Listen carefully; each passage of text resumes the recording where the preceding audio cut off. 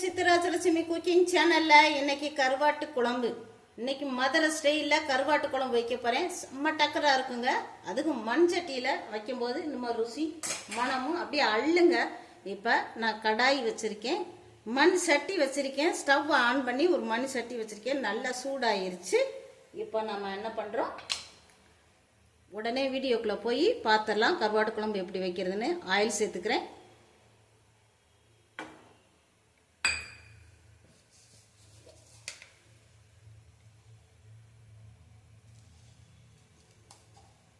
கொஞ்சம் போல சோம்பு, கொஞ்சம் போல கடுகு, இது ரெண்டும் நல்லா பொரியணும்.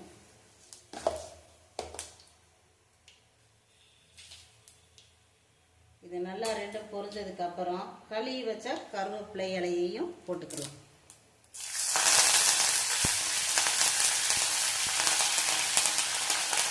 இது கூட 10 பொடியா நறுக்கின சின்ன வெங்காயம், உரிச்சு கட் பண்ண சின்ன வெங்காயம் சேர்த்துக்கலாம்.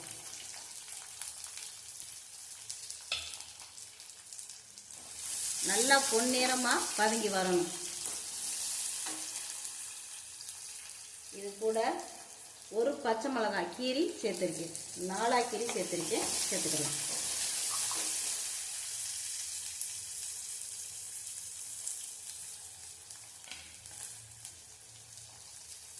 இது கூட 10 பூண்டு தட்டி வச்சிருக்கேன், ஒன்றும் பாதிமா தட்டி வச்சிருக்கேன், அதையும் இது கூட சேர்த்துக்கலாம். இடிகள்லையே தட்டின பூண்டையும் சேர்த்து நல்லா ரெண்டத்தையும் சேர்த்து நல்லா பொன்னிறமாக வதங்கி வரணும். அந்த அளவுக்கு வதக்கிறோம். பொன்னிறமாக நல்லா வதங்கணும். இப்போ வெங்காயமும் பூண்டும் நல்லா பாருங்க, சிவக்க நல்லா பொரிஞ்சு வந்துருச்சு, நல்லா வதங்கிருச்சு. இப்போ இந்த ஸ்டேஜில் என்ன பண்ணணும், எனக்கு தேவையான கருவாடை எடுத்துக்கிட்டேன். உங்களுக்கு எத்தனை துண்டு வேணாலும் எடுத்துக்கோங்க. 2 பீஸ் கருவாடையும் இது கூட சேர்த்துக்கிறேன்.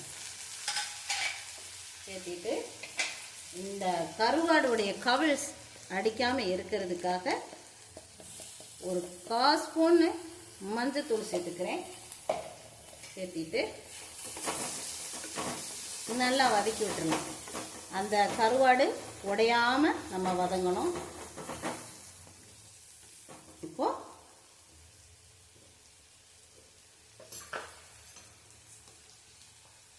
பெப்பர் தூள் சேர்த்துக்கலாம். உங்களுக்கு காரம் எவ்வளோ தேவையோ சேர்த்துக்கோங்க. நான் 1 ஸ்பூனு பெப்பர் தூள் சேர்த்துக்கிறேன். அப்போ தான் நல்லா அந்த மனம் நல்லா இருக்கும், கவிழ் வாடையும் தெரியாமல் இருக்கும். அந்த அளவுக்கு நல்லா இருக்கும். இந்த மாதிரி நீங்கள் வீட்டில் செஞ்சு சாப்பிட்டு பாருங்கள், அருமையாக இருக்குங்க. இப்போ அந்த கருவாடும் உடையக்கூடாது, அந்த அளவுக்கு வதக்கி எடுத்துடலாம்.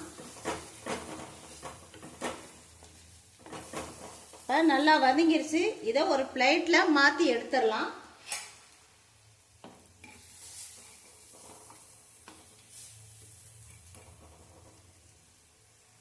இப்போ இந்த மண் சட்டியிலேயே நம்ம குழம்பு வச்சிடலாம். கொஞ்சமாக ஆயில் சேர்த்துக்கிறேன். கொஞ்சமாக ஆயில் சேர்த்திட்டு தக்காளி சேர்த்துக்கலாம். பொடியாக நறுக்குனா 2 தக்காளி சேர்த்துக்கலாம். இப்போ இந்த தக்காளி வதங்கணும்ல, அதுக்காக உப்புத்தூள் சேர்த்துக்கிறேன்.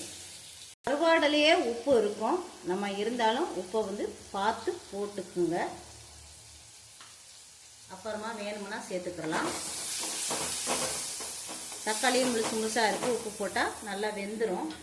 இப்போது நம்ம ஏற்கனவே கருவாடுக்கு நம்ம கவிழ் தெரியாமல் இருக்கிறதுக்கு மஞ்சத்தூள் சேர்த்துணும். இப்போ குழம்புக்கு கொஞ்சமாக மஞ்சத்தூள் சேர்த்துக்கிறேன்.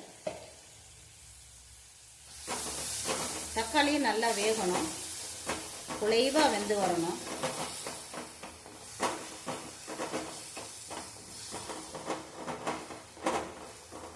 நல்லா வேகட்டும். தக்காளியும் நல்லா குழைவாக வந்துருச்சு. இப்போ நம்ம ஏற்கனவே பெப்பத்தூள் சேர்த்துருக்கோம் நம்ம கருவாடு வதக்கும் போது. இப்போ காரத்தூள் 1 ஸ்பூன் சேர்த்துக்கிறேன். காரத்துக்கு தகுந்த மாதிரி, உங்கள் காரத்துக்கு தகுந்த மாதிரி நீங்கள் சேர்த்துக்கோங்க. மல்லி 1.5 ஸ்பூன் சேர்த்துக்கிறேன். தனியாத்தூள் 1.5 ஸ்பூனு, மிளகாத்தூள் 1 ஸ்பூனு சேர்த்துட்டு நல்லா குழைவா எண்ணெயெல்லாம் நல்லா பிரிஞ்சு வரணும். குழைவா வரணும். பாருங்க, நல்லா குழைவா வந்துருச்சு. நம்ம மண் சட்டியில் கருவாடு குழம்பா இருக்கட்டும், மீன் குழம்பா இருக்கட்டும், எந்த கறி குழம்பா இருக்கட்டும், எந்த குழம்பா இருக்கட்டும் அடிச்சுக்கவே முடியாதுங்க. அவ்வளோ ஒரு அருமையான டேஸ்ட்டில் இருக்கும். அது எங்கள் ஊர் மதுரை ஸ்டைலில் வைக்கும்போது அப்பப்பா சொல்லவா வேணும்.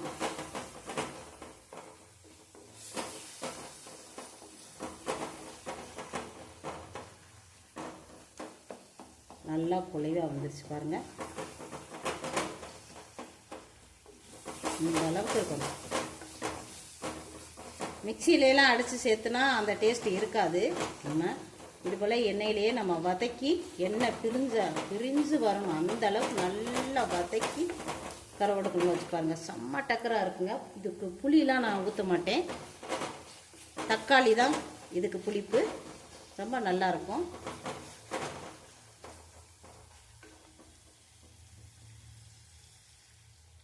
கொஞ்சம் போல் தண்ணி சேர்த்துக்கிறேன்.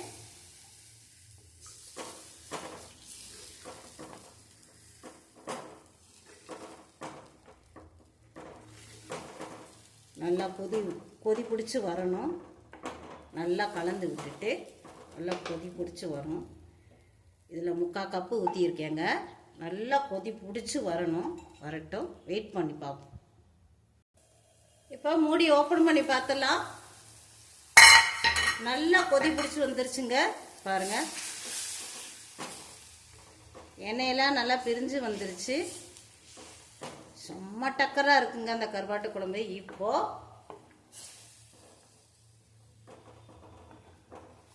நல்லா கலந்து விட்டுட்டு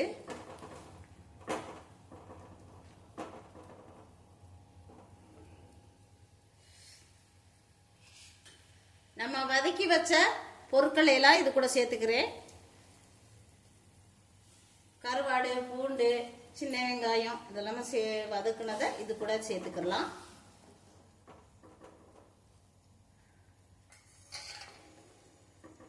நல்லா கருவாடு உடையாம இருக்கிறதுக்கு நம்ம இப்படி போட்டு பண்ணக்கூடாது. சுற்றி வேற இப்படி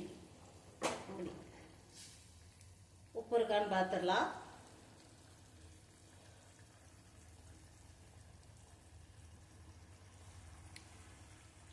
கொஞ்சம் உப்பு தேவைப்படுது. செம்ம டக்கராக இருக்குங்க இந்த குழம்பு, கருவாட்டு குழம்பு. கொஞ்சம் உப்பு சேர்த்துக்கிறேன். பார்த்து போட்டுக்கோங்க. கொதி பிடிச்சி வருது பாருங்க. செம்ம டக்கராக இருக்குங்க இந்த கருவாட்டு குழம்பு. அதுக்கு மதுரை, எங்கள் ஊர் ஸ்டைலில் மதுரையில் இப்படித்தான் நாங்களாம் வைப்போம். புளி ஊற்றாமையும் குழம்பு வைக்கலாம், புளி ஊற்றியும் வைக்கலாம். இது ஒரு மெத்தடு. ரொம்ப டேஸ்ட்டாக இருக்குங்க. அருமையான டேஸ்ட்டாக. அது மண் சட்டியில் அப்படி ஒரு டேஸ்ட்டில் இருக்குங்க. இப்போ இந்த குழம்பு சாப்பாட்டுக்கு மட்டும் இல்லைங்க, இட்லி, தோசை, சப்பாத்திக்கு செம்ம டக்கராக இருக்குங்க. எனக்கே நான் ஊறுதுங்க.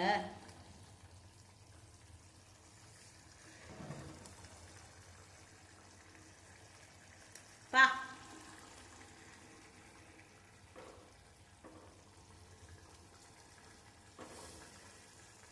பார்த்தீங்களா?